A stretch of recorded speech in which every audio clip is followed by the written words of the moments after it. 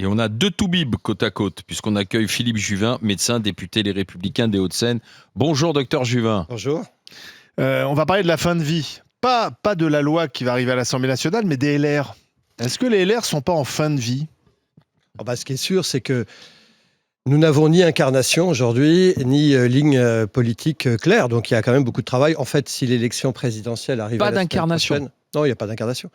Si l'élection présidentielle arrivait la semaine prochaine, il est probable qu'on ferait entre 4 et 8%. Donc il y a beaucoup de travail. Mais est-ce que vous n'avez pas aggravé votre cas en voulant à tout prix faire passer ce budget qui est quand même un budget négocié avec les socialistes par Sébastien Lecornu. Il y a beaucoup d'électeurs de droite qui jugent ça incompréhensible. Ouais, il y a beaucoup de gens aussi qui racontent n'importe quoi. D'abord, il n'y a pas de majorité à l'Assemblée. Donc il faut par définition, si vous voulez un budget, arriver à des compromis. Le deuxième point, c'est que la vraie réalité des choses, mais personne ne regarde le texte, c'est toujours pareil, on fait du commentaire superficiel, c'est que tout le monde a eu quelques petites victoires. Les socialistes ont eu des victoires, les LR ont eu des victoires. Par exemple, on a empêché l'augmentation de l'impôt sur le revenu qui était prévue dans le texte. On a permis de faire en sorte que les PME ne soient pas taxées. Donc chacun a eu sa victoire, sauf que les socialistes, ils ont joué le jeu, ils ont fait du tambour, de la trompette, ils l'ont fait savoir. Et nous, on a eu la victoire honteuse. Ils sont quand même vent debout sur cette surtaxe sur les grandes entreprises. Ils disent que c'est tellement un mauvais message envoyé au moment où la situation n'est pas très bonne, la croissance est très faible, le chômage redémarre, avec un déficit qui rêve le déficit à 5, personne n'y croit, tout le monde pense que ça sera plus. Enfin, sincèrement, je ne vois pas ce qu'il y a à droite dans ce budget. Je vois surtout des choses de gauche. Non, mais regardez, il n'y a pas eu d'augmentation d'impôt sur le revenu. Non, mais le budget. Non, mais attendez, je vais vous dire. Non, mais soyons sérieux. Non, mais soyez clairs. D'abord, c'est pas un bon budget, premièrement. Deuxièmement, il n'y a pas de majorité. Donc, il fallait de toute façon trouver un accord. Ou alors, vous pouviez décider qu'il n'y avait pas de budget. Et dans ces cas-là, vous savez ce qui serait passé. C'est que ceux qui auraient dit il ne faut pas qu'il y ait de budget auraient été les premiers à venir dire ah, c'est con, ils n'ont pas voté de budget. Vous savez, je connais les Français par cœur. Non, il y avait prévu une augmentation de l'impôt sur le revenu, on l'a buté. Oui. Il y avait une taxation sur les trésoreries des PME, nous l'avons empêché. Il y avait une remise en cause de ce qu'on appelle la loi Dutreil. Donc, pour vous, ça aurait été pire. Ah non, mais pas pire, bien pire. Mais encore une fois, le sujet, c'est que comme il n'y a pas de majorité, vous avez dû en donner aux socialistes, vous avez dû en donner aux LR. Et pardon, mais il y a 18 députés LR qui ont sauvé Lecornu sur le budget de la Sécu, qui ont laissé passer la suspension de la réforme des retraites. Désolé, quand on est de droite, c'est incompréhensible. C'est vrai, mais il y avait un accord qu'on considérait comme global sur le PLF, le budget de l'État et le PLFSS. C'est ça le sujet. Il n'y a pas de majorité, il faut bien le comprendre. Non, mais vous savez ce que disait Raymond Aron. Raymond Aron disait. Les insoumis, Raymond Aron disait la politique, c'est entre le possible et le souhaitable. Voilà. Le souhaitable, c'est effectivement qu'on n'ait pas eu tout ça. Le possible, c'est qu'il n'y avait pas d'alternative. C'est le pire à l'exception de tous les autres. Voilà. C'est ça le vrai sujet. Maintenant, je vous pose vraiment la question. Aujourd'hui, il n'y aurait pas de budget. Je suis invité chez vous. Vous n'êtes pas en train de me dire quand même, vous vous rendez compte, la France, pas de budget, est-ce que c'est raisonnable ? Mais évidemment, vous me diriez ça. Évidemment, tout le monde me dirait ça. Donc, Joël, qu'il y ait un peu de raison. Non, Joël, pas toi. Pas moi, non, parce que moi, j'attends enfin que les gens assument leurs convictions. Donc, il me semble pas que le budget en l'état, et notamment tout ce qu'a pu arracher le Parti socialiste, soit en accord avec vos convictions. Ou alors, j'ai pas très bien compris ce que sont les Républicains. Et j'attends que, justement, vous nous fassiez assez confiance pour dire, écoutez, nous, on n'a pas été élus avec ce mandat. Nous, nos électeurs, ils attendent de nous qu'on baisse les impôts. Ils attendent de nous qu'on libéralise un peu plus le monde de l'entreprise. Enfin, plein de choses comme ça. Et donc, on n'a pas ce mandat-là. Qu'est-ce que les socialistes ont obtenu sur le budget de l'État ? Alors, la suspension de la retraite, non, monsieur. Sur le budget de l'État, qu'est-ce qu'ils ont obtenu ? Je ne sais pas. Ah bon, mais la suspension... C'est typiquement le débat, je ne sais pas. Non. C'est une impression. Vous essayez de me décrédibiliser, je suis désolée. Non, pas du tout. Non, mais je vous dis que ce que vous dites, c'est ce qu'on nous dit en général. Non, mais parce que la retraite à elle seule, vous le savez, mange quand même une bonne partie du budget de l'État. D'accord. Donc, elle a été suspendue. Le peu de choses qu'avait fait Emmanuel Macron, c'est-à-dire d'essayer de repousser de quelques... Voilà, c'était la seule chose. Celle-là aussi, elle est perdue. Donc, quand vous cautionnez ça, excusez-moi, je ne crois pas que vous ayez le mandat pour faire ça. Donc, non, si vous étiez venu sur ce plateau, je pense que peut-être que j'aurais été la seule, mais je vous aurais dit, Monsieur Juvin, bravo. Bravo, parce que je crois qu'il y a une députée, je crois que c'est Alexandra Martin, qui n'a pas voté. Et si elle était à votre place, je lui aurais dit, Madame, bravo. Bravo, parce que vous avez la force de vos convictions. Donc, on attend quand même des gens qui ont la force de leurs convictions. Et vous interrogerez les Français, ils vous diront tous qu'on a quand même l'impression que vous avez voulu sauver vos postes. Non, alors écoutez, d'abord... Vos sièges, pardon. Non, mais je vais vous dire, moi je suis le seul député LR qui est élu au premier tour. Je ne suis pas en train de vous faire de la musculation, etc. Donc moi, ce n'est pas le sujet. J'ai fait une analyse la plus froide possible en me disant, qu'est-ce que je préfère ? Est-ce que je préfère pas de budget avec toutes les conséquences ? Parce qu'il y a des conséquences, vous voyez. Oui. Qui disait, on s'assoit toujours à la table des conséquences. Il y a un moment où il faut payer la note. Et un budget qui n'est pas satisfaisant. Les retraites, je suis entièrement d'accord avec vous, madame, c'est un vrai sujet. Les retraites, elles vont être suspendues à partir de novembre prochain. C'est ça la vérité, hein. À partir de novembre prochain. Eh bien, 6 mois plus tard, il y a des élections présidentielles. Et effectivement, je suis persuadé que tous les candidats à l'élection présidentielle qui sont en train de râler sur les plateaux mettront fin à cette suspension puisqu'elle n'aura duré que 6 mois. Bien sûr, j'en suis persuadé. Je voudrais... vas-y, c'est une question sur le budget. Oui, une réflexion rapide. Parce que pour avoir dénoncé la loi de finances, si tu veux, à la fois, j'ai une position qui est un peu trouver son contraire, puisqu'à la fois je dis la loi de finances est mauvaise et à la fois je dis il en fallait une. De la même façon, pour le budget, je pense qu'il en faut un. Pourquoi ? Notre pays est à l'arrêt, il n'y a plus d'investissement. Si on n'a pas de budget, alors là, pour le coup, on recule. On n'est plus à l'arrêt, on recule. Plus personne n'investit, plus personne ne crée, les boîtes ferment, etc. Ouais. C'est ça qu'il faut voir. C'est que si tu as besoin d'un prêt bancaire, si tu n'as pas de budget dans le pays, tu ne l'as pas. Il a raison. Et donc, il faut quand même qu'on sauve les meubles par cela. La loi de finances, elle a flingué un certain nombre de médecins. Et je pense en particulier à mes consoeurs et confrères en secteur 3, qu'on a flingué et on a rendu obligatoire le conventionnement. Je ne vais pas m'étendre là-dessus. Mais donc, il y a eu des très mauvaises choses là-dedans. Mais pour autant, il fallait une loi de finances. Parce que sans loi de finances, c'est pareil. Tout se casse la gueule. On ne peut pas avancer. Donc il faut quand même qu'on sorte de cette problématique. On sait que jusqu'à la prochaine élection présidentielle, il n'y a pas grand-chose qui va se passer. Mais dans ce pas grand-chose, si en plus on n'a pas de budget, alors là on est mort. Alors la vraie question, jusqu'au présidentiel, moi, la crainte de tout le monde... Il ne va rien se passer ? En fait, il faut faire en sorte que ça ne soit pas le cas. Moi, je suis en train de travailler, je suis le rapporteur général du budget depuis 3 mois, 4 mois. Je veux arriver au mois de juillet avec un budget écrit, en disant au gouvernement, voilà les leçons que j'ai tirées des 3 ou 4 mois que j'ai passés, voilà ce qu'il faut faire. Et on va voir, et on fera quelque chose. C'est que dans un an, vous allez avoir des tas de candidats à la présidentielle, il y en a toute une liste. Ça commence déjà. Exactement, qui vont vous dire, voilà ce qu'il faut faire. Eh bien, ça tombe bien. En novembre prochain, moi, je mettrai sur la table un budget et je leur dirai, voilà ce qu'il faut faire, faisons-le dès le prochain budget. Mais non. Et ça sera une épreuve. Vous savez, c'est comme quand vous mettez dans le révélateur, vous mettez le truc dans le tube et ça devient bleu. Eh bien, on va voir ouvert, ou ce que vous voulez, rose. Et eh bien, on mettra le révélateur et les gens qui sont candidats à l'élection présidentielle, je leur dirai, chiche, vous voulez faire ça quand vous serez élu président de la République, on va le faire dès le novembre prochain. Mais Philippe Juvin, vous avez commencé cet entretien en disant, quand Olivier vous a dit les LR sont en fin de vie, en disant on n'a pas d'incarnation. Oui, mais vous avez 2 personnalités de premier plan. 3 ou 4. Laurent Wauquiez et non mais prenons les 2. Laurent Wauquiez et Bruno Retailleau. C'est pas d'incarnation. Xavier Bertrand. Non, il y a du monde. Michel Barnier. Il n'y a pas d'incarnation pour la présidentielle. Non. Il n'y en a pas un qui sort du lot. Est-ce que vous avez un... Qu'est-ce que vous avez... Non, mais c'est quand même rude. Un scoop. Non, mais je suis pas en train de vous dire un scoop. Actuellement, on n'a pas d'incarnation. Mais d'ailleurs, c'est même plus le sujet, parce que quand bien même aurions-nous une incarnation incontestée au sein des LR, celui-ci ferait dans une élection présidentielle entre 4 et 8, 10, s'il fait beau, et ça ne suffira toujours pas. Donc le problème, c'est que vous n'avez pas d'espace politique. Absolument. C'est-à-dire qu'aujourd'hui, entre le RN, qui reste très fort, et on commentait ce sondage qui montre que les sympathisants RN désormais préfèrent largement Bardella à Marine Le Pen, ça tombe bien, ça sera sans doute lui le candidat. Oui, mais... Et puis, si vous prenez un candidat comme Édouard Philippe, il y a aucun... Enfin, je vois pas où est l'espace politique entre Bardella et Édouard Philippe. Vous avez dit le bon mot. En fait, la question n'est pas tant la personnalité, mais il la faudra. Oui, bien sûr. Évidemment, dans la 5e, il faut une incarnation. Mais c'est où est l'espace idéologique. Oui. Moi, je pense que l'espace idéologique, c'est d'avoir un discours qui est l'antithèse du discours actuel, qui est un discours de pessimisme où tout va mal. Je pense qu'en fait, on a, je ne vais pas vous dire tout va bien, mais je pense que, entre guillemets, pour simplifier, la France a d'incroyables talents. Et que nous pourrions faire une proposition à la France de dire oui, il y a des marges de manœuvre. Je veux dire, on en a beaucoup sous le pied. Il y a des forces immenses qui n'ont pas encore été mobilisées. Faisons des lois Notre-Dame. Permettons aux entrepreneurs de se substituer à des services publics défaillants. Donnons aux jeunes des raisons de faire des enfants. Et on vous dit, il n'y a pas d'argent. En fait, si. La France dégouline d'argent. Ah bon ? 6 000 milliards d'euros d'épargne.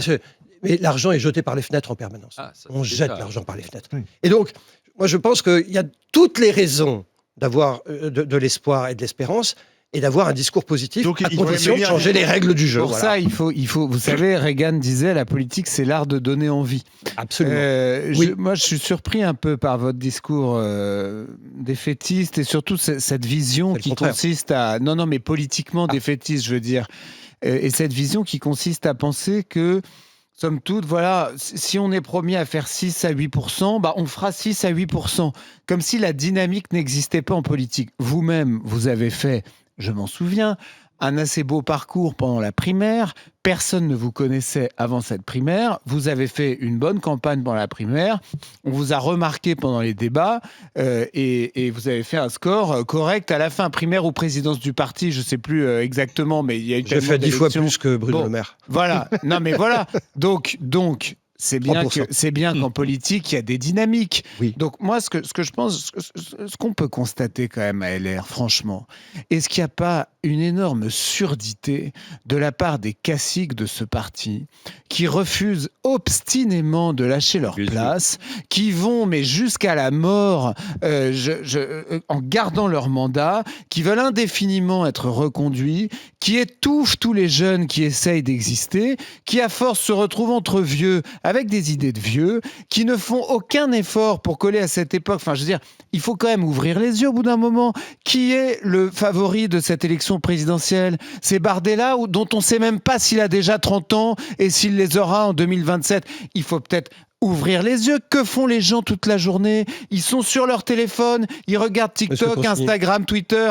Ils sont pas en train de lire Le Figaro le matin et d'écouter un discours de René Coty le soir. Donc, il y a un moment donné, mais faites Monsieur un effort Consigny, dans ce parti. Monsieur Consigny. Refaites votre logo, faites monter des jeunes, allez investissez les réseaux sociaux, travaillez à des idées nouvelles, allez voir ce qui se passe à l'étranger. On a l'impression que c'est devenu le Rotary Club, les Républicains. Mais Monsieur Consigny, Ça fait longtemps que ça. vous ne m'avez pas écouté. Je vous ai dit exactement cela il y a 5 minutes. Je vous ai dit qu'en fait, il faut rompre avec le discours pessimiste de dire tout va mal, la France est en déclin permanent.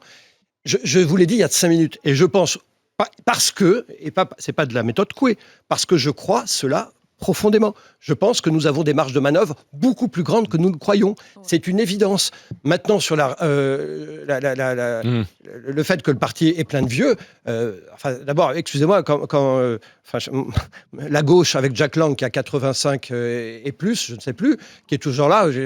Non, il est vrai. Oui, mais non, justement, il est vrai le que PS va pas LFI très bien non plus. Ah, mais Il c'est est pas vrai le que PS. non, mais je veux dire, c'est vrai que LFI et le RN, objectivement, LFI et RN sont les partis qui ont su aller chercher des jeunes. Mais Bah c'est oui. plein de Non. jeunes. Et vous savez non. pourquoi? Et vous savez Il y a- pourquoi? il y a une Parce différence. que nous nous trompons Il y a une- au LR en pensant que les slogans d'il y a 20 ans, l'élection présidentielle de Sarko, gagner plus, travailler plus, gagner plus, c'est toujours le bon slogan. La société a évolué et les LR n'ont pas vu Mais suffisamment même la Sarkozy société faisait monter évoluer. des nouvelles Et têtes. donc, mais c'est bien même pour cela que Sarkozy faisait monter des nouveaux. je pense qu'effectivement, nous Rachida n'avons pas Dati, en vu 2007, la elle société était nouvelle. évoluer Ah, bah, et rajeunir. Bien sûr. Non, mais Mais voyez, En fait, on est d'accord. Enfin, Il y a oui. une responsabilité quand même que vous portez parce que vous êtes un parti républicain. Moi, je suis désolé, mais la date de l'élection présidentielle, elle est connue, elle ne bougera pas. On a les Jeux Olympiques qui arrivent. Les gens qui vont se présenter, qui vont concourir aux Jeux Olympiques, ils ont candidaté il y a longtemps, ils sont passés par des filtres et ils ont été nommés pour représenter la France et ils y vont. Et là, on a l'impression qu'à quelques mois de l'élection présidentielle, vous n'avez toujours pas choisi votre candidat, vous allez être obligé de repasser par ces conneries de primaire, etc., etc.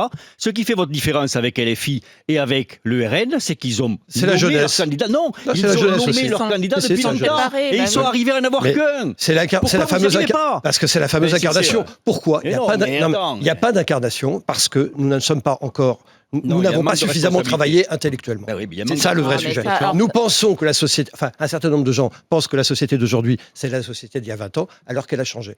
Regardez la question de la natalité. Enfin, Oui. les jeunes ne veulent plus faire d'enfants. Pourquoi? C'est quand même assez évident. Parce que le logement est trop cher, parce que l'éducation est devenue de mauvaise qualité. Donc c'est ça qu'on doit résoudre. Et donc j'essaye de m'atteler à un discours positif en disant, en fait, on a réussi à faire Notre-Dame en 5 ans, là où tout le monde disait ça allait prendre Oui, 15 enfin, avec ans. une loi Voilà. particulière, une loi Mais oui, spéciale. Donc, il faut supprimer beaucoup de choses pour réussir absolument. à reconstruire Et Notre-Dame. ça signifie que c'est possible. Tiens, Joël Dagossé, qui avait une question. Ben voilà. Elle Ma est chère- dissipée. Ma chère Joël. Pardon, très bien. monsieur Juvin. C'est très bien d'être Budget dissipé. d'État, budget Allez-y. des retraites. N'écoutez pas Voilà. consigner et Elle parler. donne des leçons, mais. C'est, mauvais élève. alors, qu'est-ce que je voulais vous dire, monsieur Juvin? Alors, C'était passionnant, je pense. c'était passionnant. Oui, non, je voulais revenir sur votre proposition des logements gratuits, des logements HLM. Alors, je ne sais pas ce qui vous a pris, mais je voulais savoir si vous regrettez cette proposition ou si vraiment vous étiez sérieux Alors, de quoi s'agit-il? sur le fait de permettre aux locataires d'un logement HLM de devenir propriétaires de leur logement au bout d'un certain temps, enfin de manière automatique, si j'ai bien compris. Alors d'abord, je trouve que la vie politique meurt d'absence totale de propositions. Deuxièmement, c'est une proposition qui a été faite et appliquée par Madame Thatcher il y a maintenant une trentaine d'années, il y a 40 ans, au Royaume-Uni. C'est quoi l'idée? C'est de dire, au fond, quand les gens sont dans des logements sociaux pendant un certain temps, une durée longue, qu'ils ont toujours respecté les règles de vie commune, ils n'occupent pas les halls, il n'y a pas d'insécurité, etc. Ils payent évidemment correctement leur loyer. À un moment, la société dit, vous pouvez devenir propriétaire de votre logement. Donc, on leur C'est ça, la donne le philosophie. logement. Non, ils l'achètent à des prix dégradés. Oui. Et donc, la proposition, c'était, au bout de 5 ans, vous avez une décote de 25%, au bout de 10 ans, de 50%, etc. Et au bout de 20 ans, vous avez une décote de 90%, de 20 ans, de 90%. Pourquoi c'est important d'avoir des propriétaires dans le logement social? Parce que quand vous avez des propriétaires... c'est important pour deux choses. D'abord, je pense, moi, quand vous êtes propriétaire, vous respectez plus les biens. Et il y a une stabilité, puis il y a un ascenseur social, je suis désolé, mais quand vous avez la possibilité de laisser à vos enfants, par voie de transmission, un bien, vous vous inscrivez dans un long terme qui construit une société. Voilà, nous ne sommes pas des individus qui arrivons, qui naissons, qui mourront et on laisse aucune trace. Et le deuxième point, c'est que avec cela, l'idée était de se dire, les plus méritants, c'est-à-dire ceux en fait qui respectent simplement la loi et la manière de vivre ensemble, la loi, les bonnes mœurs, eh bien, sont récompensés. Il n'y a pas un défaut de turnover ensuite dans le logement social parce qu'on manque de logements, c'est-à-dire que les gens vont rester. Alors, d'ores et déjà, on a un problème de turnover, c'est une certitude. Mais encore une fois, moi, ce qui me rend très triste dans la société, c'est l'absence d'espérance des gens. Là, on donne on donne à des gens qui n'ont aucune chance de devenir propriétaires, aucune chance, quels que soient leurs efforts de travail sur 1 ou 2 générations, la possibilité de devenir propriétaire. Et encore une fois, cette proposition qui a été faite par Thatcher, qui est quand même loin d'être une marxiste-léniniste, était dans cette idée que quand vous impliquez la responsabilité des gens, eh bien en fait, la société se porte bien. Ouais. Responsabilité, payez vos loyers, vos charges et tenez-vous bien durant les 20 ans. Et au bout de 20 ans, vous êtes propriétaire à un prix très décoté. Moi, je crois que c'est très vertueux. Après, il faut voir qu'en plus, mais il y a une disposition, et je termine là-dessus, en fait, mais les gens ne le lisent pas, on vendait l'appartement, mais pas le sol. Il y a ce qu'on appelle une dissociation entre le sol et l'appartement. Il y a une proposition là, qui vient de l'Institut Jean Jaurès. Non, Montaigne. Montaigne, pardon. Philippe Juvin. C'est de rendre public le prix réel des soins en France. Mais c'est indispensable. Et de dire que, par exemple, une jambe cassée, ça coûte tant de dizaines de milliers d'euros et autres. Est-ce que vous êtes d'accord avec ça? Évidemment. Et puis, un lit d'hospitalisation, 1000, 2000, 5000 euros selon le type de soins. Évidemment, il faut que les gens sachent. Moi, je suis suivi par une maladie chronique et donc je bénéficie d'injections tous les 3 mois. Je crois que le coût de l'injection, ça doit être 3000 euros. En fait, j'arrive avec ma carte à la pharmacie, je donne ça, on me donne l'injection. Je ne sais pas combien ça coûte. Et ça serait intéressant que je le sache. Donc oui, la question du vrai prix, mais vous savez, on le dit pour la santé parce que c'est une grande part de la dépense publique, mais il faudrait le dire pour tout. L'éducation nationale. L'éducation, le transport. Combien payez-vous réellement de votre billet de train ou de ticket de métro? Donc moi, je crois beaucoup à la vérité. Une fois qu'on le sait. Est-ce qu'on doit payer plus cher aujourd'hui? Est-ce qu'on devrait payer plus cher? Moi, je crois Est-ce que l'État devrait moins rembourser? Je crois déjà qu'il y a une vertu à la transparence des choses. Je vais vous faire je prends un exemple très médical que mon voisin va comprendre. Quand une vieille dame tombe, c'est souvent une vieille dame, elle se casse le col du fémur. D'accord. Ce col du fémur, ça s'opère. Si vous l'opérez pas, bien vous mettez la dame dans un lit et elle meurt dans les 3 mois parce que c'est comme ça que mouraient nos grands-mères d'escarres, d'infection urinaire, d'embolie pulmonaire. On peut vous opérer et puis 48 heures plus tard, vous marchez. Eh bien, si on vous opère après 48 heures, il a été démontré qu'il y avait une surmortalité, une surmorbidité. Je connais des tas d'hôpitaux où on vous opère au bout de 5 ou 6 ou 7 jours. Moi, je sais où on m'opère en moins de 48 heures. Vous ne savez pas. Regardez, demain, on publie le délai entre la chute et le passage au bloc opératoire de tous les hôpitaux et cliniques de France. Ça ne coûte rien. Mais au moins, cette transparence démocratique fait que, qu'est-ce qui va se passer ? Le directeur de la clinique où on opère en 5 jours va se débrouiller pour qu'on opère en 48 heures. Je crois que la transparence sur les résultats... Pour être opéré en 48 heures, ça peut nous Vous viendrez me voir. Vous savez, c'est un grand problème démocratique. Moi, je sais où me faire opérer. C'est vrai. Mais je sais surtout pas me faire opérer. Je pense pas. Vous ne savez pas. Ceci étant, je pense pas qu'il y ait- C'est un scandale. C'est un scandale. Je pense pas On qu'il y ait sait qu'il ne faut pas se faire opérer par Marty. Il a écarquillé les yeux, il comprenait pas. Hein. Attendez, Jérôme Marty. Je ne pense pas qu'il y ait beaucoup de cliniques où on opère en 5 jours parce que l'intérêt, c'est de faire tourner les blocs quand même. Il y a des hôpitaux où on opère en 5-7 jours. Oui, voilà. Il alors, question, Jérôme Marty. Et il le sait. Jérôme, Non, moi je voudrais qu'on revienne Transparence. sur l'aide à mourir surtout, quoi, parce que Oui, parce que ça va être le grand débat, là, l'aide à mourir. L'euthanasie. Voilà, l'euthanasie, c'est le débat actuel. Moi, en tant que médecin, il y a des côtés qui me glacent. On en parlait tout à l'heure avant le débat. Il y a des côtés qui me glacent. Je sais très bien qu'on ne Lesquels, par exemple, regarde. donne-nous un exemple. Je sais très bien qu'on ne regarde la santé dans ce pays que sous l'angle économique, qu'on a un court-termisme. J'ai bien peur que derrière une bonté d'âme, on aille aider un certain nombre de personnes à mourir sur un côté bassement économique. Dans une France qui vieillit. Et ça me fait peur. où il y aura de plus en Moi, plus je fais de du personnes palliatif. rabataires. Je lui disais la nuit dernière, après le match, je suis allé retirer le pacemaker d'un défunt qui était décédé pendant le match, dont la mort était malheureusement attendue en palliatif et en phase terminale. Mais donc, j'accompagne les gens dans le plus grand confort possible. Je comprends que dans certaines pathologies à l'issue inéluctable et dans des grandes souffrances, etc., on puisse bénéficier effectivement d'une euthanasie, je comprends, mais je me méfie de la spécificité franco-française, de la façon de regarder le soin uniquement sous l'angle économique et des dérives que cela peut engendrer avec cette autorisation-là. Alors, Philippe Juvin. Écoutez, Ça va d'abord... arriver à l'Assemblée nationale. Oui, bien sûr. D'abord, moi, quand j'entre en blouse blanche dans une chambre, je ne veux pas que le patient ait à se poser la question de savoir pourquoi je rentre. Deuxièmement, des morts, j'en vois toutes les semaines à l'hôpital. Je suis dans un service d'urgence, on voit des morts toutes les semaines. Et ça fait 40 ans que je fais de la médecine et j'en ai vu beaucoup des morts. J'ai eu quelques demandes d'euthanasie. Pas beaucoup, mais quelques-unes. Elles ont toutes disparu quand on apportait une réponse au patient ou à la famille. Toutes, mais toutes. Quelle réponse ?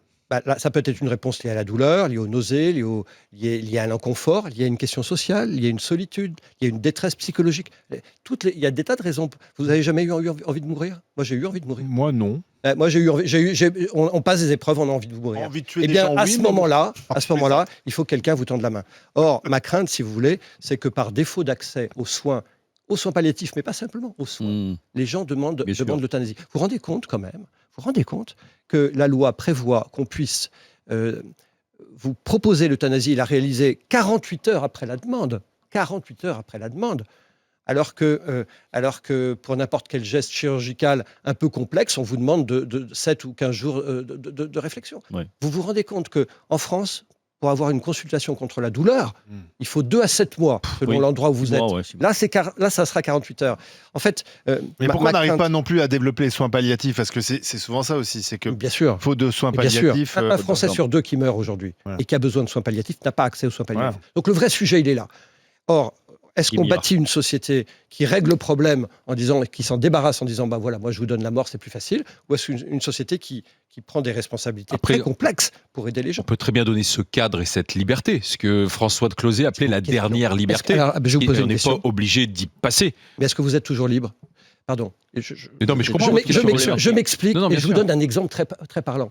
Quand vous êtes grabataire et que vous êtes dans votre lit, plein de merde, de sueur, d'urine, la vôtre, et qu'il y a l'infirmière qui vient seulement une fois tous les 24 heures vous changer, est-ce que vous croyez que votre fin de vie est plus difficile et douloureuse que si l'infirmière vous change immédiatement et qu'il y a quelqu'un pour vous dire qu'il vous aime ?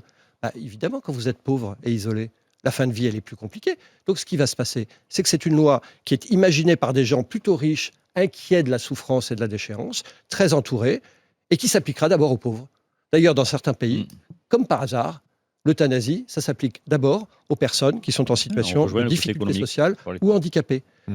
Je parlais à quelqu'un qui est très gravement handicapé, mais un handicap très grave dont personne ici ne rêve, et qui me disait, mais tu sais, moi, tous les jours, la vie est difficile. Et qu'est-ce qui va se passer ? En pratique, on va me dire, on pose un flingue chargé sur ma table de nuit, et on vous dit, mais vous êtes libre de l'utiliser ou de ne pas l'utiliser. Mais il y a bien un moment où... Dans l'Oregon, Oui, mais cette Dans personne l'Oregon. aussi qui va voir sa santé se détériorer, elle peut peut-être à un moment décider de ne pas attendre la Est-ce que vous- détérioration. Quelle est la bonne réponse de la société? Donc dans ces cas-là, il faut peut-être Quelle est non la pas bonne l'aider à réponse? partir. Dans un premier temps, lui proposer un médecin, un psychologue. C'est tout, Et une fois que ça c'est s'est tout le passé, sujet. si elle décide d'en tout le finir, sujet, Alain. C'est tout le Voilà, sujet. le sujet. Or, aujourd'hui, Voilà. le système de santé est de telle manière qu'on ne propose pas aux gens. Et puis, dernier point, le désir de mort, et ça, Jérôme le sait très bien, il est fluctuant. Bien sûr. Dans l'Oregon, il y a une disposition de suicide assisté où vous venez me voir, vous voulez mourir, je suis médecin, vous voyez un psychiatre. Hein. Nous, on n'a pas besoin de voir un psychiatre. Tout ça est très rapide. Il y a plein de filets de sécurité dans l'Oregon. Finalement, je vous fais une ordonnance, vous allez à la pharmacie, vous achetez votre petite pilule pour mourir et vous rentrez chez vous. Eh bien, 40% des gens ont la pilule dans le tiroir et ne la prennent pas. Ça montre bien que le désir de mort est fluctuant. mais Vous vous rendez compte que aujourd'hui, quand vous êtes un vieillard sous tutelle, vous n'avez pas le droit de signer un chèque. Eh bien, avec la loi, en revanche, vous pourrez demander l'euthanasie. Il n'y a aucun filet de sécurité. La C'est ça qui est société, glaçant. Alain. c'est quoi on dit c'est une société de fraternité, mais la fraternité, c'est de donner, c'est de tendre Oui, la main aux gens. La- C'est pas de leur dire, d'accord, allez, d'accord, monsieur du Juvin. balai. D'accord, c'est très. J'entends votre discours, mais la société française et l'État, c'est aussi de donner aux gens beaucoup plus de médecins, beaucoup plus Bien sûr. d'infirmières. Mais bien Et sûr. ça, c'est l'échec de Mais notre bien société. sûr. Ça, Mais c'est bien l'échec sûr. Comprenons-nous Mais bien. bien On en parle sûr. souvent avec Comprenons-nous Jérôme. bien. Mais C'est vous avez l'échec des raison. différents pouvoirs Vous qui avez sont raison. succédés Mais monsieur, aujourd'hui. vous avez devant vous le député de toute l'Assemblée nationale qui, depuis 2022 où je siège, chaque semaine, je dis il faut doubler le nombre de médecins en formation. Pas plus 15% avec leur numerus clausus à la doigt. Doubler. Et doubler le nombre d'infirmières, etc. Il faut créer. Il faut en former beaucoup parce qu'on sait que les médecins, d'abord, ils travaillent moins que notre génération et puis ils ont des aspirations différentes. Il faut former beaucoup plus de monde, bien sûr. On a un système de santé Comprenons-nous bien, et on est capilotable. conscient que dans certains cas, l'issue comme ça, elle est inéluctable. Le patient le sait, dans certaines pathologies neurologiques qui évoluent très vite, malheureusement, avec une dégradation très importante. Les gens savent où ils vont. Et donc, il est normal qu'il puisse y avoir cette issue-là. Mais dans la plupart des cas, et en faisant du palliatif, chez des patients qui ont des durées comme ça de plusieurs mois, Ah oui, plusieurs années. Plusieurs années parfois. Il faut qu'on ait les moyens de les prendre en charge. Est-ce que l'exemple qu'il donnait, je suis désolé, mais du patient qui se souille, qui perd sa dignité parce qu'il est souillé et qui reste souillé pendant 2 heures parce qu'il n'y a pas assez de personnel pour Ouais. arriver. Lui, il a envie de mourir. Ben, ça provoque cette chose-là. Donc il faut qu'on ait les personnels. Et pour avoir les personnels, il faut mettre de l'argent dans la santé. Or, le plan pour le palliatif, c'est 10 milliards d'euros. Aujourd'hui, on est sur 1 milliard. On est à 10 fois moins. Et Donc, les on y arrivera mutuelles, et un mot sur les mutuelles, elles sont très sympas, les mutuelles. Les mutuelles, elles sont là pour rembourser les soins. Aujourd'hui, elles font de la pub, je pense à la MGN, pour l'euthanasie. Ben moi, je vais dire, et elles sont donc directement intéressées aux conséquences financières de cette affaire, hein, bien sûr. Moi, je dis aux mutuelles, écoutez, au lieu de promouvoir l'euthanasie, remboursez les couches. Vous voyez, les couches. Et les médicaments contre la constipation. Parce que quand vous êtes au lit, vous êtes constipé, vous ne pouvez pas aller, vous pouvez pas aller à la selle. Déjà qu'ils fassent leur job, et après, ils viendront faire de la pub pour l'euthanasie. Merci Philippe Juvin d'être passé par les GG, par les grandes gueules. Merci d'avoir été avec nous. Dans un instant, un problème de santé publique futur aussi. Au collège, 1 élève sur 5 est incapable de courir plus de 3 minutes sans être essoufflé. Un mot, Philippe Juvin, quand même. Bah, bien sûr, mais c'est une faillite totale. Enfin, l'obésité est un marqueur de tout, de pauvreté, de faillite, etc. Je disais tout à l'heure pourquoi les gens n'ont plus d'enfants, parce qu'en fait la société n'aime plus les enfants et ne les éduque plus, les élève plus. Donc bien sûr, c'est une faillite. Et vous savez ce qui va se passer ? On va vous donner des pilules. On va vous donner des pilules pour maigrir qui coûtent une fortune. Oui. Alors que si les gens mangeaient mieux, en fait, il y aurait Faisons un peu de sport.